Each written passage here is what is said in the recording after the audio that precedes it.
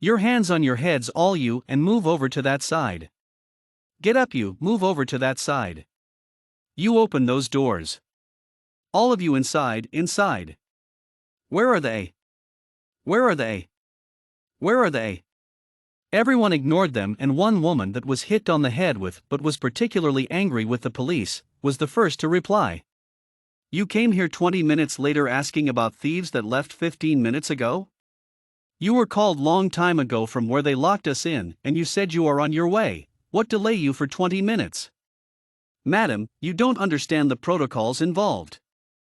We need to sign a lot of papers to be allowed to equip ourselves well. But no problem, we will get them. Which way did you said they followed, and how many were they? Nigeria police's modus operandi is that, when they are informed that criminal were operating in a particular area, they will give themselves 15 to 20 minutes before responding. If they happen to be around that vicinity, they will move further away from the crime scene, counting 15 to 20 minutes before coming there. Reason, according to them, they were ill-equipped. The criminal you called to confront has more superior firepower than they.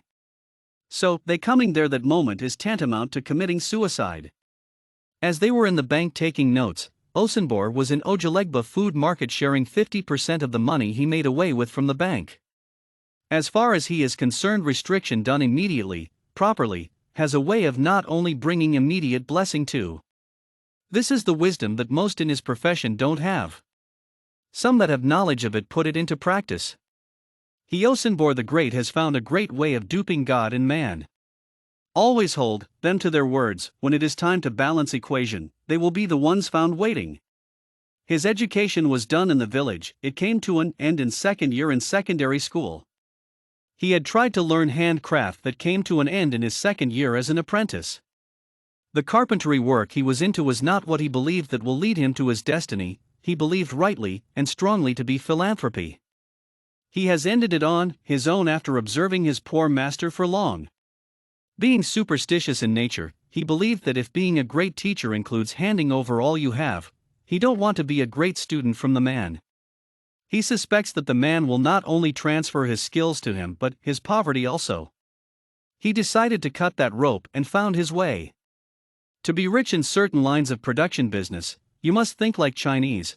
Always find a way to make the lifespan of whatever you are producing not to extend beyond 2 years, only then can you refers to the buyers as your customer.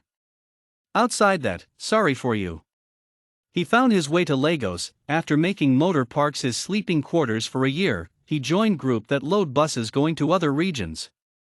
From tampering with some passengers' luggage while loading it, to outrightly stealing the bags.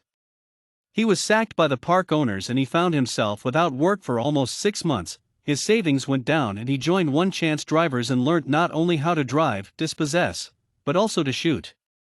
This phenomenon known as one chance is a process in which the criminals organize themselves in groups. One of their members will present his bus for other members to fill up the chairs, leaving only 1 chair or 2 vacant. Then, they will be driving all over the city looking for potential victim. Once they spot anyone they believe to be rich, the driver will be shouting 1 chance, 1 chance.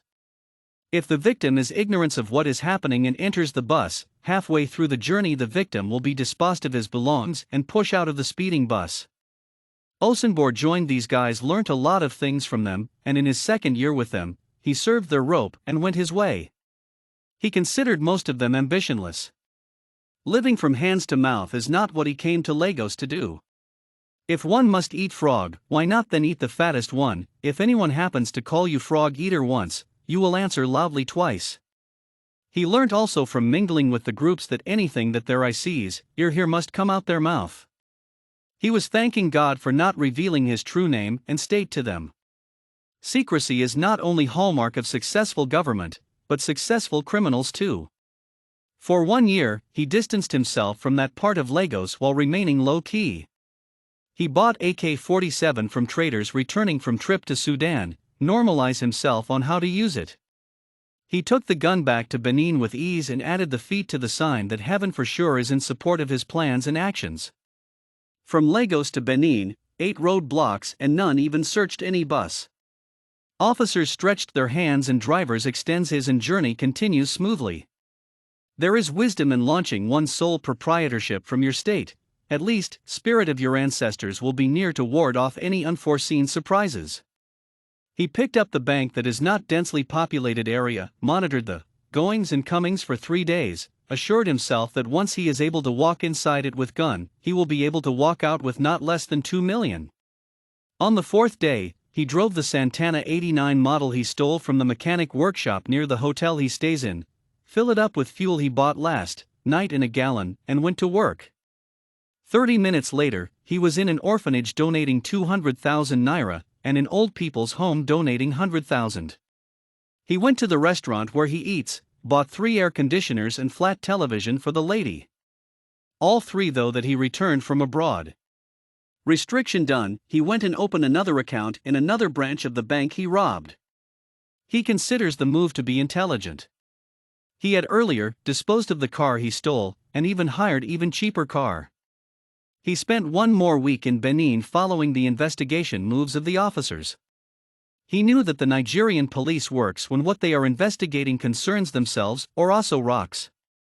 Anything outside these two, it is story that has only beginning but no tangible end.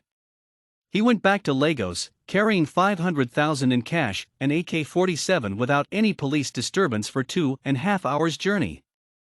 Osunbor is still surprised on how easy it is to become rich suddenly and instantly.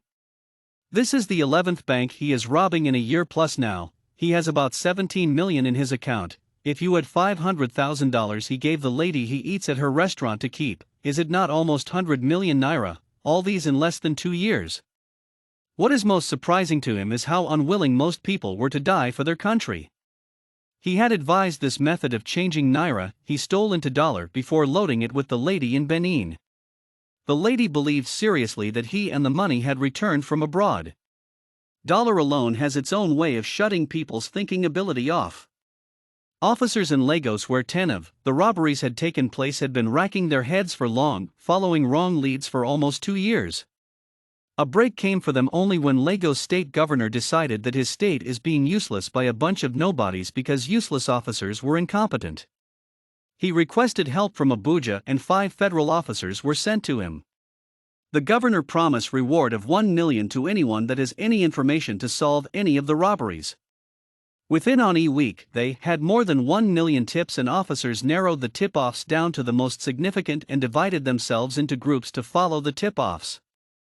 So 2 federal officers were in unmarked car driving on the interstate highway heading to Benin.